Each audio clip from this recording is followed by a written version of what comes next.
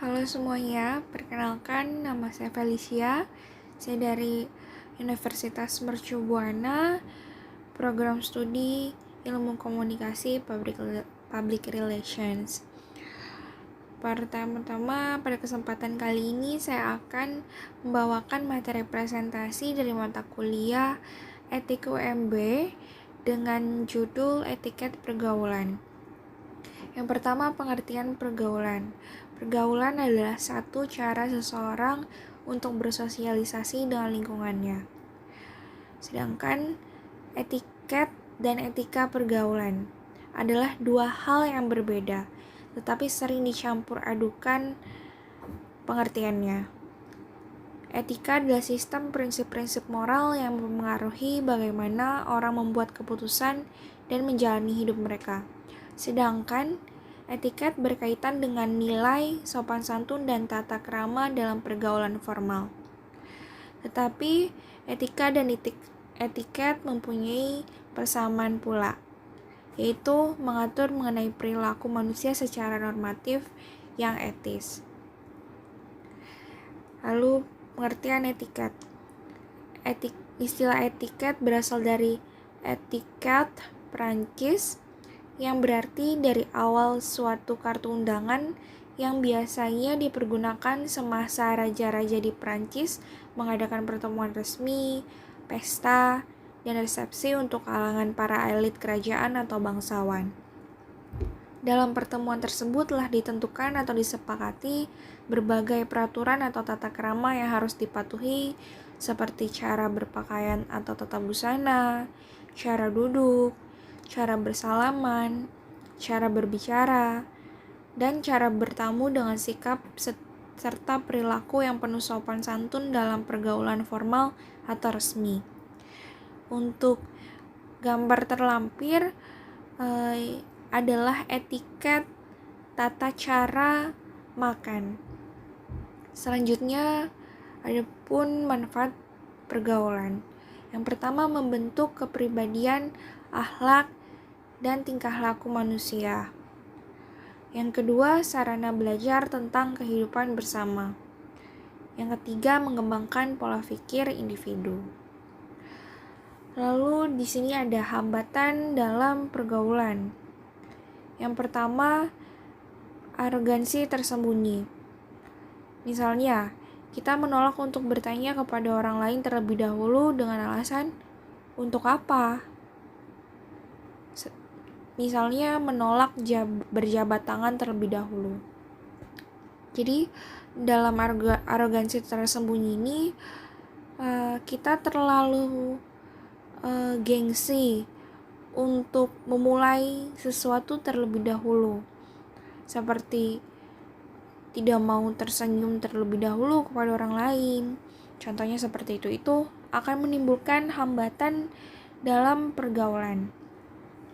Lalu yang kedua, terlalu memikirkan diri sendiri. Kalau Anda sedikit-sedikit melihat ke diri sendiri, mungkin Anda akan kehilangan momen untuk menghangatkan suasana.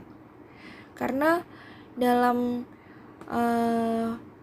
hal atau hambatan terlalu memikirkan diri sendiri ini adalah pada saat kita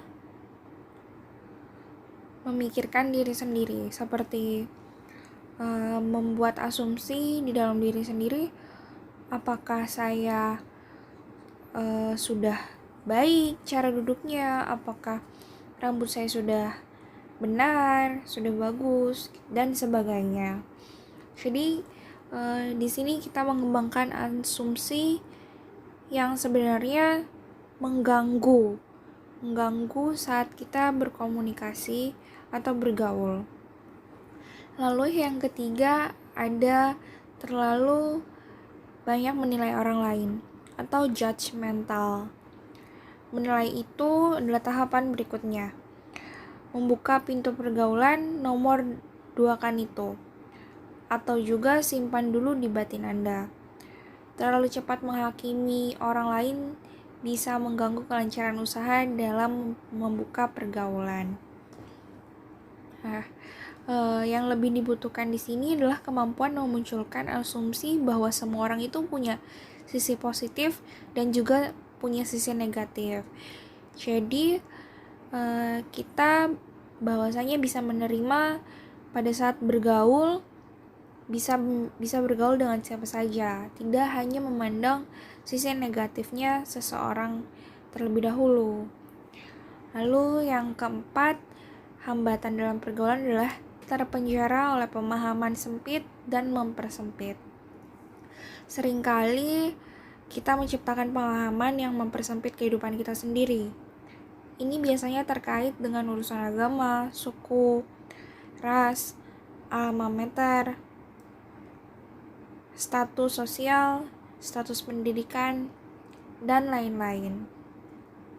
Meski jarang kita ucapkan, tetapi dalam praktiknya kerap kita tidak sadari kita jalankan. Bahwa contohnya kita merasa terkadang kita merasa agak kurang sreg dengan agama lain atau suku lain atau dengan status sosial lain dan seterusnya. Memang hal ini adalah hak kita, tapi harus kita pikirkan 2 kali, karena jangan sampai hanya karena kita mempunyai pemahaman yang sempit, lalu hidup kita juga menjadi sempit, pergaulan kita menjadi sempit. Itu adalah hambatan dalam pergaulan juga. Lalu yang kelima adalah masalah kejiwaan yang umum. Kurang pede, malu tanpa alasan yang jelas, minder, takut, cepat ngambek, sering terjadi konflik dengan orang lain, dan lain-lain. Lalu dengan begitu, kata kunci yang tidak bisa ditinggalkan adalah menghilangkannya dengan cara mempraktikkannya, yaitu belajar memperbaiki diri sendiri dari praktik yang kita lakukan. Kita bisa mentreatment diri kita sendiri, seperti mengajak berbicara tentang apa yang penting menurut orang lain, memberi alasan pada orang lain bahwa kita itu bersama loh. Lalu yang kedua, fokuskan pada pengembangan dialog dan suasana, fokuskan pada suasana, topik pembicaraan, dan kehangatan dialog. Nah, di sini setelah kita tidak terlalu memikirkan diri sendiri dan tidak pikirkan diri kita sendiri, kita akan fokus pada pengembangan dialog dan suasananya. Jadi orang atau seseorang yang sedang berkomunikasi dengan kita di dalam pergaulan juga akan merasa nyaman. Lalu yang ketiga adalah menghormati privasi orang lain. Ada beberapa hal tentang orang lain yang akan membuatnya tidak nyaman kalau kita ketahui. Jadi usahakan atau sebisa mungkin membahas, mencari tahu tentang wilayah publik.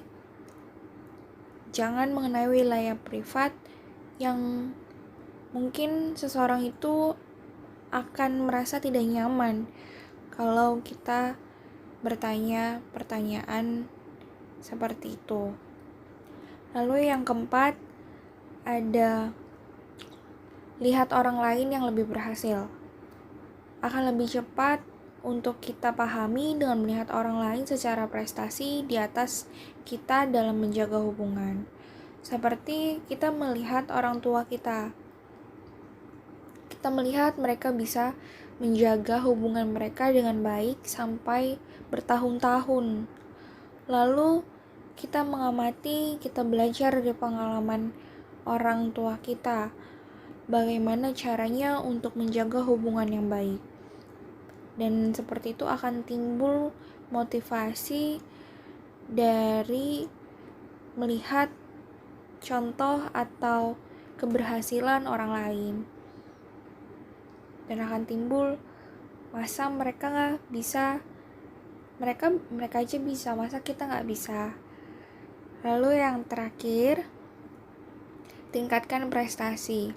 Semakin banyak hal-hal positif yang bisa kita realisasikan dari diri kita, maka semakin bagus kita merasakan diri kita. Lalu di sini kita kalau semakin membangun diri kita positif dan konstruktif dengan hidup kita, maka kita akan jauh lebih percaya diri saat kita mempunyai prestasi atau hal-hal positif yang bisa kita tunjukkan kepada orang lain. Lalu yang terakhir ada beberapa etika dan etiket dalam berkomunikasi dalam kehidupan sehari-hari. Yang pertama, jujur tidak berbohong. Yang kedua, lapang dada dalam berkomunikasi. Yang ketiga, tidak emosi atau emosional. Yang keempat, berbahasa dengan baik, ramah, dan sopan. Yang kelima, bertingkah laku yang baik. Dan masih banyak lagi contoh etika dan etiket yang saja untuk materi pada kesempatan kali ini, pada materi etiket pergaulan. Kurang lebihnya mohon maaf jika ada kesalahan ataupun kekurangan. Mohon dimaafkan, tapi saya harap semoga teman-teman bisa mengambil pelajaran atau manfaat dari video presentasi saya kali ini. Terima kasih untuk yang sudah menyimak sampai dengan presentasi ini selesai. Sampai ketemu di video selanjutnya.